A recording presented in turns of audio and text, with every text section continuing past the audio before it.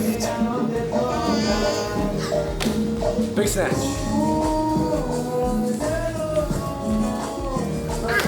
Wow. No chalk? Is it gone? Yeah.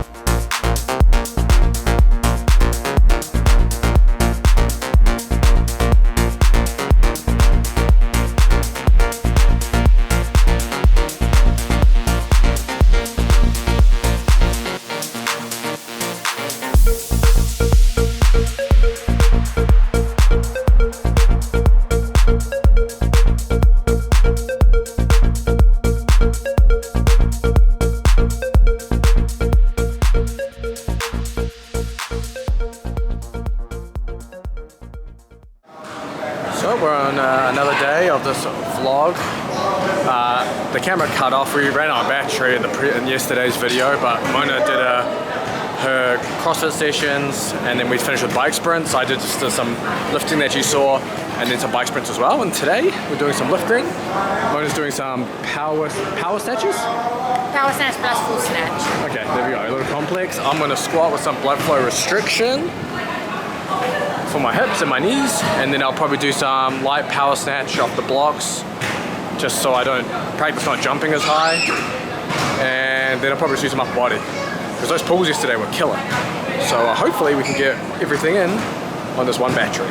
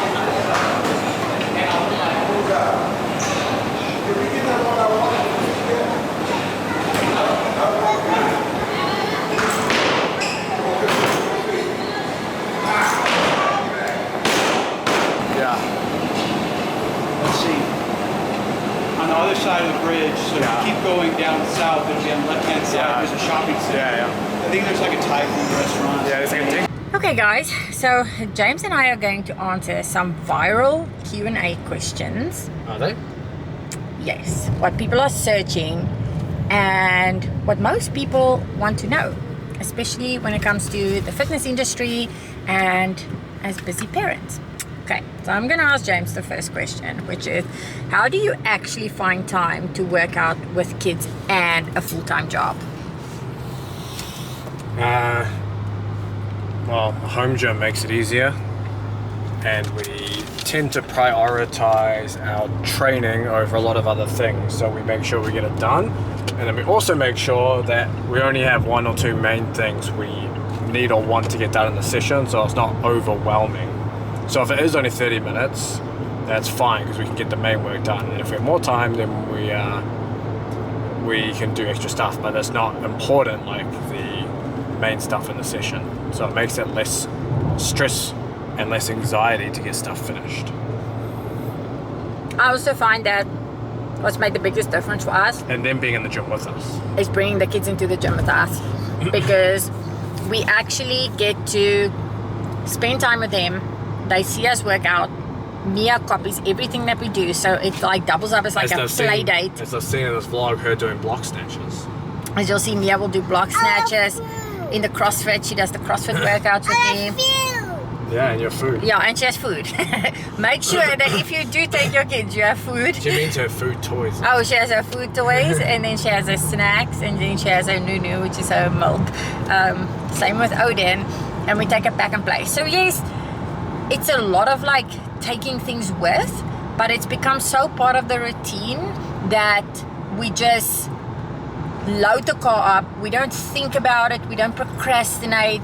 We just do it, you know, because I feel like if you start to come up with a whole bunch of excuses of like, oh, but it's going to be so many trips to the car and, you know, taking the kids, it's hard. You must just do it. Honestly, I feel like that's been the best for us. Okay, next question. What's the best way to lose belly fat without cutting out all your favorite food? Oh. So this is where having a good understanding of what you're currently consuming, tracking it for a while so that you have like a baseline of like how much you're actually consuming, and then making little bits of calorie cuts or macro cuts. Would I say calorie cuts or macro cuts? Cutting from your calories, keeping your protein really high, cutting a little bit on like your fats and your carbs, just so your calories drop a little bit, but don't overdo it, and then kind of stick there and then kind of watch the scale go down. That's a good way of doing it. And then also you must just make sure that when you do have your treats, just make sure you are counting it, like make sure that it like fits into your macros, make sure that your protein stays nice and high. Like that's one of the best advice that I can probably give you, like to lose belly fat. But then you need to also make sure that all your other stuff in your lifestyle is good too. So you need to make sure that you get in enough sleep, you get in enough steps, you like, you know, go for walks, you know, play with your kids, be active, because those things really do help keep you fit as well and just kind of keeps you moving. But yeah, that's my advice. I don't know if that's helpful or not. What is yours? Most people don't count their calories, so that's going to be hard. But then they should start.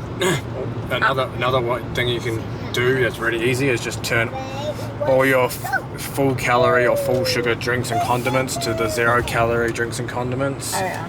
And then just focus on one meal, so it's not a full lifestyle overhaul. So literally just breakfast, like a high protein breakfast, try to get 40 to 50 grams of protein in that meal, and don't worry about anything else. Literally just do those 3 things: condiments and drinks, make sure they're 0 calorie, and then the high protein breakfast, and just do that, and you'll literally start losing weight just from that simple thing. Okay, so James's tips is literally for like the average person, which most of you are, when it comes Sad. No, I mean like, you know, the person looking to do these things. Like if you don't have time, you're a busy parent, his tips were really, really good. If you are or have more time to dial things extra in, Yeah, then you can. And you're already doing the, low calorie sodas or no fat or no sugar sodas or those kind of things. And you already have if you have syrup on your protein pancake and it's already the low calorie syrup and those kind of things. If you want the extra, then you do the calories. Okay, next question. Is cardio really necessary if you lift weights? What are you counting as cardio? You mean just being generally active and doing some kind of low intensity stuff? Yeah, I think we can talk about both. For general health, yeah, you probably should. That's pretty much the answer. But you don't have to go and overdo it and run a 5K Unless every you want single to. day. Unless you want to, but you're not gonna be. It's gonna be detrimental to your strength gains. Yeah, if you're overdoing it. Yeah. But generally, yes, you should be doing some form of cardiovascular / conditioning exercise along with your lifting of weights, obviously depending on your goals and your training status. And that's pretty much the answer. Yeah.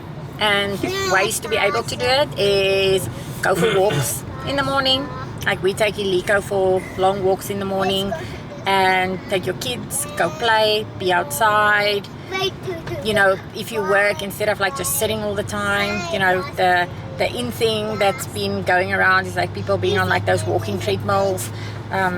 Just kind of keep moving, because it's not just going to be good for your cardiovascular health, but you're going to just feel so much better. If you just sit all the time by an office desk, it legitimately messes up your body. Your hips are sore, your knees are sore, your back's sore, just from sitting the whole time. It's the same as if you drive the whole time. So just make sure to move around as much as possible. Okay, question number 4. How can moms or dads get their strength back after having kids? Now, the best thing, if I'm speaking from a mom's point of view, if I just had a baby, I'm gonna make sure that first and foremost, making sure that my body is fueled properly to make sure that I can feed my baby is going to be the number one thing. So I'm not gonna go ham from the get-go. I'm gonna start super slow. It's also a time to bond with my baby, so it's really important to make sure that you take that time as well. And then what you can do is you start slowly. What I ended up doing with Odin and Mia, I went literally a week after giving birth to them. I had C-sections with both. I started just walking a little bit, and then my walking distances increased, and as my walking distances increased, I did a whole bunch of pelvic floor exercises. And then from there, I would just sit and not do any squats or anything like that, because obviously my incision needed to heal. So I would literally sit and do things like bicep curls, lateral raises, nothing where I engage because my core is still literally ripped in half. So I'm just doing movements with my arms or some mobility work in order to start building my strength back. And then once you get the go-ahead from your doctor that now you can start to incorporate more strength training, that's when you start to build up slowly and with a plan. And the thing is, you don't want to just, again, now you haven't trained for a long time, now just go and train 7 days a week, 3 hours a training session. Literally start off with twice a week, getting some strength work in, and then building from there. Progressive overload is the most important thing, even for your recovery postpartum, to get back to full strength, because everything you do during that time is gonna basically accumulate, and in a few months you will be able to reap the benefits. If you do go really hard and you end up either hurting yourself or your core is not fully recovered yet, you will pay for it later on, because your recovery, you will constantly have setbacks. So it's just so important to make sure that you do take things slow, but you also do progress, if that makes sense. Okay, as a dad, Same advice as the first question. Exactly the same. Just pick 1 or 2 main things and that's it. as a dad, Yep. Because you're going to have less time, less sleep, all of that. So you're just going to have to do less probably in the gym, but you just hit 1 or 2 main movements hard and you'll be good to go. But what about the mindset around it? Because for a lot of people, it like really messes with them because they think now that they're not getting in enough work. Maybe talk about the mindset of how you need to approach it. Don't be a bitch. That's pretty much the answer. For real. That's the answer. It is what it is. You just have to accept it. Yeah, you just have to accept it. And it's not forever. It's a short period in your life. So you do have to also remember that being with your kids and incorporating them as much as you can is the number one thing. It's just part of it. So there you go, guys. There's some of our questions. We'll definitely answer more in the future. If you've got some more for us, you can shoot your questions down below. Shoot them below. Put them in the comment section below. We'd love to answer them. Maybe Lika will answer 1 or 2 as well. Our cute doggo. But again, guys, thank you for watching, and we'll see you in the next one. Bye.